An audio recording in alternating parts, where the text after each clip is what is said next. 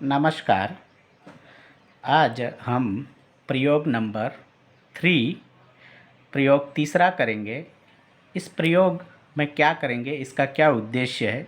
तो इसका उद्देश्य है समतल दर्पण या ग्लास की पट्टिका की सहायता से प्रकाश के परावर्तन के नियम का सत्यापन करना। तो जो प्रकाश किसी भी वस्तु पर आपतित होता है तो वो परावर्तित होता है, कितने कोण पे परावर्तित होता है, किस प्रकार से परावर्तित होता है, उसका सत्यापन करेंगे इस प्रैक्टिकल में, इस प्रयोग में। तो इसके लिए हमें किस किस उपकरण, क्या क्या इंस्ट्रूमेंट रिक्वायर्ड रहेंगे। तो सबसे पहले आपको एक समतल दर्पण या कांच की पट्टिका की आवश्यकता पड़ेगी, एक ड्राइंग बोर्ड की आवश्यकता पड़ेगी जिसमें आसानी से ड्राइंग आलपीन जा सके, वैसा ड्राइंग बोर्ड। इसके बाद एक स्केल की आवश्यकता, एक सफ़ेद कागज़ या कोई सफ़ेद शीट हो तो चल जाएगी, आलपीने 2-4 आलपीनों की ज़रूरत पड़ेगी, पेंसिल चांदा डी की ज़रूरत पड़ेगी आदि। तो इसमें इसका सिद्धांत क्या है? तो प्रकाश के परावर्तन के दो सिद्धांत है कि जो आपतित किरण है, इसका सिद्धांत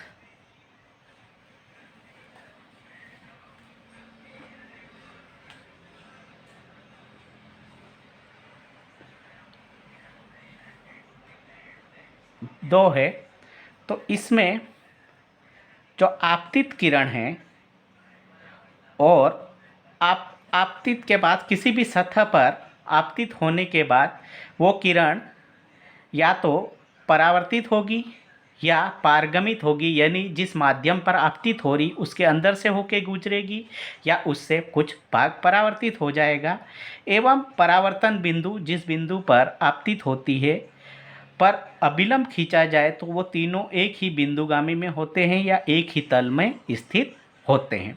और जो आपतित किरण है वो जिस एंगल से आपतित हो रही है, आपतन कोण, एवं जिस कोण से वापस परावर्तित हो रही है, परावर्तन कोण के बराबर होता है। दूसरा नियम क्या है? हमें यही सत्यापन करना है कि किसी भी बिंदु पर या किसी भी सतह पर जो आपतित किरण है उसके द्वारा बनाया गया कोण और परावर्तित किरण के द्वारा बनाया गया कोण दोनों बराबर होते हैं। तो इसको हम सिद्ध करेंगे इसमें प्रैक्टिकल की सहायता से। तो यहाँ पर क्या हो रहा है कि ये एक आपतित किरण आ रही है, ठीक है। ये हमने एक अभिलंब खींच दिया, नॉर्मल डाल दिया इस सतह से। तो और जो परावर्तित किरण है वो इस प्रकार से इधर चली जाएगी। तो परावर्तित किरण ये कोण परावर्तन कोण आर बनानी है और आपतित किरण है वो आपतन कोण आई बना रही। हमें क्या प्रूव करना है, सिद्ध करना है कि जो आपतन कोण है वो परावर्तन कोण के बराबर होगा। यानी कि यदि आपतन कोण 30 डिग्री है तो परावर्तन भी कोण भी 30 डिग्री होगा, या आपतन कोण 45 डिग्री है तो परावर्तन कोण भी 45 डिग्री होगा।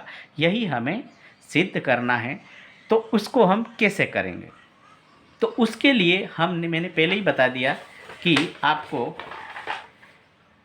क्या क्या इंस्ट्रूमेंट की आवश्यकता है। तो एक तो आपको ये ग्लास चाहिएगा, कांच की पट्टी का ही रख लो तो सबसे बढ़िया है। कांच की पट्टी का कैसे रखोगे? तो कांच की पट्टिका क्या होती है? मोटी होती है।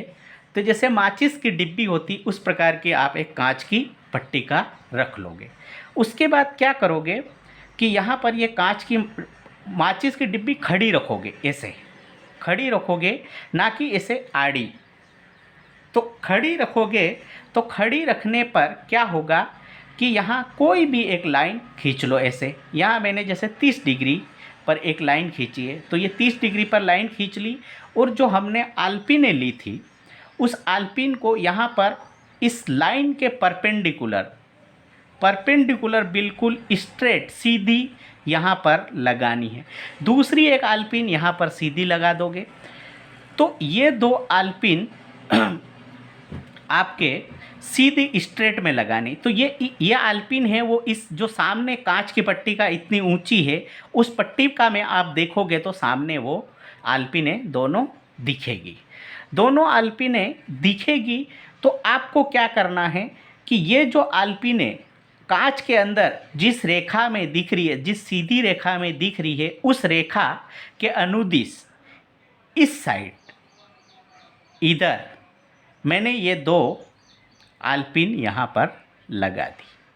और ये आल्पिन, इस आल्पिन से आप देखोगे तो ये आल्पिन दिखेगी, इसके अलावा ये 2 जो इधर कांच के अंदर इनका जो प्रतिबिंब दिख रहा है वो नहीं दिखना चाहिए।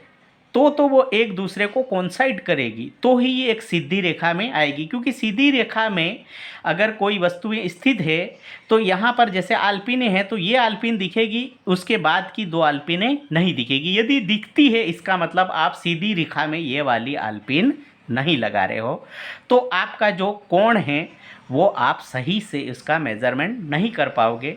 तो इसके लिए आपको क्या करना है कि एक पट्टिका को सीधी रखनी है। जैसे यहाँ मैंने 30 डिग्री के लिए लिया 30, तो ये आपतित कोण है 30 डिग्री। इसके बाद ये मैंने आल्पिन यहाँ लगाई, इनकी छाया यहाँ दिखी, प्रतिबिंब यहाँ दिखा, उसके अनुदिश मैंने 2 आल्पिन यहाँ पर लगा ली। इन 2 आल्पिन लगाने के बाद ये कांच की पट्टिका हटा ली। कांच की पट्टिका हटाने के बाद ये एक स्ट्रेट लाइन स्केल की सहायता से खींच दी। उसके बाद मैंने डी लिया और इस डी की सहायता से इस प्रकार से, ये डी है तो इस डी की सहायता से आप इसको मेज़र कर लोगे। तो मेज़र करोगे तो आपको ये 30 डिग्री का एंगल मिलेगा। इसी प्रकार इसको भी मेज़र करोगे तो ये भी 30 डिग्री का एंगल है। यानी कि इससे क्या सिद्ध हुआ कि जो आपतित कोण था वो परावर्तन कोण के बराबर है। तो ये प्रकाश के परावर्तन के नियम को सिद्ध करता है। इसी प्रकार हमको क्या है कि कोई भी प्रैक्टिकल करने के लिए 2-4 रीडिंग रहने की ज़रूरत होती है। तो आप इसी प्रकार 40 डिग्री ले लीजिए, यहाँ पर ये रेखा इस प्रकार से हो जाएगी। उसके बाद आप इसको यहाँ पर कांच की पट्टिका रख के फिर प्रतिबिंब में देखोगे तो आपको ये जो यहाँ पर जो आल्पिने दिख रही थी वो अब इस दिशा में इधर कहीं दिखेगी। तो आप उसके अनुदिश इधर लाइन खींच लोगे और ये एंगल मेज़र करोगे तो वो जो आपतित कोण है उसके ही बराबर परावर्तित कोण का होगा। जैसे एक मैंने दूसरा डायग्राम बनाया है ये, तो यहाँ पर ये कांच की पट्टिका है, ऐसे खड़ी रखी हुई है। हम इसमें खड़ी रखते हैं कांच की पट्टिका को। तो कांच की पट्टिका खड़ी रखी हुई, या आप नॉर्मल एक वो भी ले सकते हो, ग्लास कांच भी रख सकते हो, मिरर भी ले सकते हो।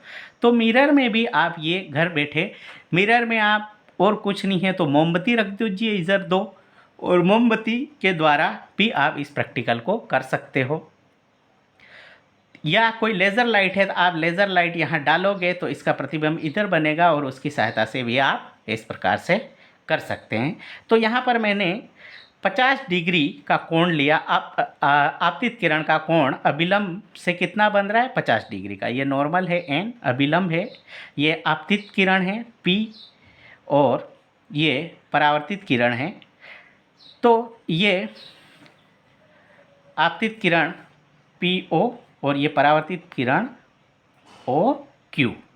तो यहाँ पर आप जब ये 2 आल्पिन लगा दी, इस आल्पिन को इस कांच की पट्टिका में देखोगे तो इधर आपको ये आल्पिन यहाँ कहीं 2 आल्पिन दिखेगी।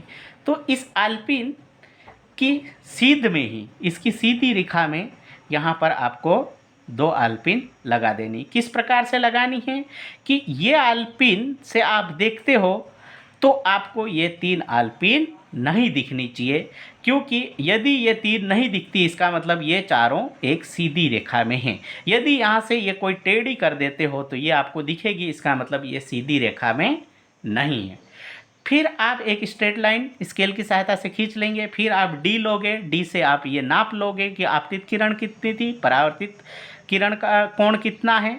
ये दोनों कोण यदि बराबर है तो ये परावर्तन के नियम को सिद्ध करते हैं। इसी प्रकार आप 60 डिग्री 70 डिग्री इस प्रकार से आप ले सकते हो कोण, तो जिसकी सहायता से आप इस प्रयोग को सिद्ध कर सकते हो। अब क्या देखेंगे कि ये तो चित्र हो गए, क्योंकि आपको प्रैक्टिकल फाइल में भी तैयार करनी होगी, तो प्रैक्टिकल फाइल इसी प्रकार तैयार करोगे जैसे मैंने आपको बताया है। ये चित्र में आ जाएगा और अब आएगी ऑब्जर्वेशन टेबल। तो ऑब्जर्वेशन टेबल प्रेक्षण सारणी में जैसे मैंने 4 रीडिंग आपको यहाँ बता रखी, आप चाहो तो ये रीडिंग बदल सकते हो, क्योंकि आप प्रैक्टिकल खुद करोगे। तो जैसे आपतित कोण है, आपतित कोण आई हमने मान लिया 30 डिग्री है, तो परावर्तित कोण जब मेज़र किया तो हमें 30 ही प्राप्त हुआ। इसी प्रकार आप यहाँ पर 40 डिग्री ले लीजिए, 45 डिग्री ले लीजिए, 50 डिग्री ले लिए, 60 डिग्री ले लीजिए, 65 ले लीजिए, 55 ले लीजिए, 48 ले लीजिए। आप इस प्रकार का नहीं लेके 48, 47, 56, 58 कुछ भी ले सकते हो। उससे आप ज्ञात करोगे और सही से आप प्रैक्टिकल करते हो, तो यदि आपका हाथ या आलपिन थोड़ी सी भी टेढ़ी मेढ़ी हो जाती है तो एक आधे डिग्री का फ़र्क आ सकता है, उससे ज़्यादा फर्क बिल्कुल ही नहीं आएगा। आप बिल्कुल सावधानीपूर्वक करेंगे तो ये आपका आपतित कोण और परावर्तित कोण के बीच में अंतर बिल्कुल ही जीरो होगा, शून्य होगा, नहीं आएगा। तो आपको इस प्रकार से ये प्रैक्टिकल करना है। इस प्रैक्टिकल को आसानी से किया जा सकता है, इसमें कोई ज़्यादा ज़रूरत नहीं है। तो इससे क्या निष्कर्ष निकलता है कि इससे निष्कर्ष ये निकलता है कि जो प्रेक्षण टेबल से स्पष्ट क्या हुआ कि आपतन कोण परावर्तन कोण के बराबर होता है। यानी जो प्रकाश के परावर्तन का नियम है कि आपतन कोण है, आपतित किरण के द्वारा अभिलंब पर बनाया गया कोण आपतन कोण, वो परावर्तित किरण के द्वारा अभिलंब पर बनाए गए परावर्तन कोण के बराबर होना चाहिए। तो यहाँ यही सिद्ध होता है कि आपतित कोण परावर्तित कोण के बराबर है, अतः प्रकाश के परावर्तन का नियम यहाँ सत्यापित होता है। ठीक है। अब हमें क्या सावधानियाँ क्या बरतनी होती है इस प्रैक्टिकल में कि एक तो हमें आलपिने लगाते वक्त ध्यान रखना है कि वो सीधी रेखा में हो। आपने जो आपतित किरण पे की एक लाइन खींची है, ये जो आपतित किरण की आपके पास लाइन है या आपतित, तो यहाँ एक आलपिन लगानी है, यहाँ लगानी है। ये बिंदु फिक्स नहीं है, आप यहाँ भी लगा सकते हो, लेकिन इसी लाइन पर लगानी है।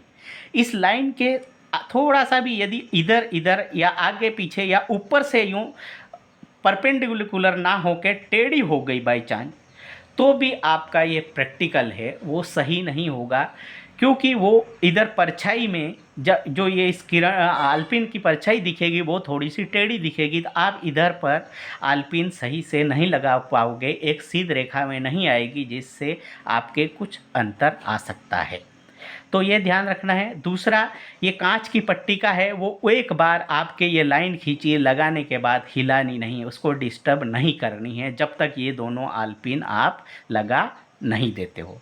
यदि आपने डिस्टर्ब किया तो आलपिन लगाते वक्त आपके यहाँ पर कुछ डिस्टर्बेंस आ जाएगा। इस सीधी लाइन में उसको स्ट्रेट रखना है, उसके बाद ही हटाना है। उसके बाद ये आप लाइन खींच के चांदे की सहायता से मेज़र कर लोगे।